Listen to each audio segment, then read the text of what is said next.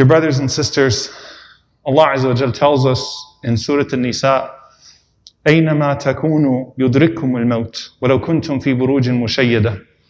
Wherever you are, death will find you, even if you were in a built-up fortress. Even if you were to take all of the protocols necessary to ward off death.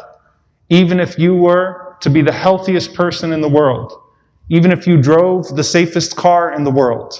Even if you lived in the safest house in the world. Even if all of the factors that are typically present in death are not present around you, يُدْرِكُمُ الْمَوْتِ, it will catch you when Allah has decreed it to catch you, no matter where you are and what fortress you have built for yourself. Abu Bakr as-Siddiq radiyallahu ta'ala anhu, who used to say frequently, he used to say, يُصَبَّحُ كُلُّ امْرِئٍ fi ahlihi, that a person wakes up always with his family, or a person wakes up amongst his family. وَالْمَوْتُ أَدْنَى مِنْ شِرَاكِ نَعْلِهِ, and death is closer to him than his shoelaces always. It's constantly right in front of you. And no matter how many khutbahs we give about death, no matter how frequently we talk about it, nothing actually changes our perspective on life or death like seeing someone that we love pass away. It is the greatest reminder. It's greater than any sermon. It is enough of a reminder to see it unfold before your eyes and to recognize that you too are going to go through those exact same stations as that person. And that's why a person like Uthman radiallahu ta'ala anhu would weep at the grave until his beard would become wet, recognizing that this is the first station of the stations of the hereafter. And if a person is to pass through this station properly, then everything that follows is good. And if a person was to encounter hardship and punishment in this station, then everything that comes next is hardship and punishment and trial. But there is no point, as we learn from that ayah, or what Abu Bakr radiallahu ta'ala anhu used to say, كُلُّ امْرِئٍ مُصَبَّحًا فِي أَهْلِهِ وَالْمَوْتُ أَدْنَى مِنْ شِرَاكِ نَعْلِهِ, that everyone wakes up amongst their family and death is closer to them than their shoelaces. There is no point in trying to escape death. But at the same time, what we learn about these people is that despite how imminent death was always to them, despite how frequently they thought about it, despite how frequently they reminded each other of it, if you saw them, they were still full of life.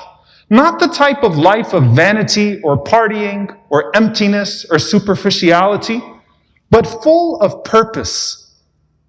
And there's a saying that you can't escape death, but death can be a fulfillment. It was as if they were living every day, as if it was their last, making the most of that day, knowing that this life could be taken away from them at any moment, and for that reason, they would not proceed through life lifeless, but they would proceed through life, giving life to what comes after death, giving life to their scale of good deeds, focusing on their meeting with Allah subhanahu wa ta'ala. And you think about the way that we are called to live, and how so much is defined in those last moments of our lives, in those moments when we are buried, in those moments when the people bid us farewell. So much is to be learned about an individual in those days. And subhanAllah, as we lost our brother Ala, rahimahullah ta'ala, I was shocked, and his family is here, to hear how much he used to talk about death and the idea of dying young. You'd never know it when you look at a person like that. A person who seems so full of life and who's always taking care of his family and making preparations and full of happiness and joy. What do you mean, thinking about death frequently?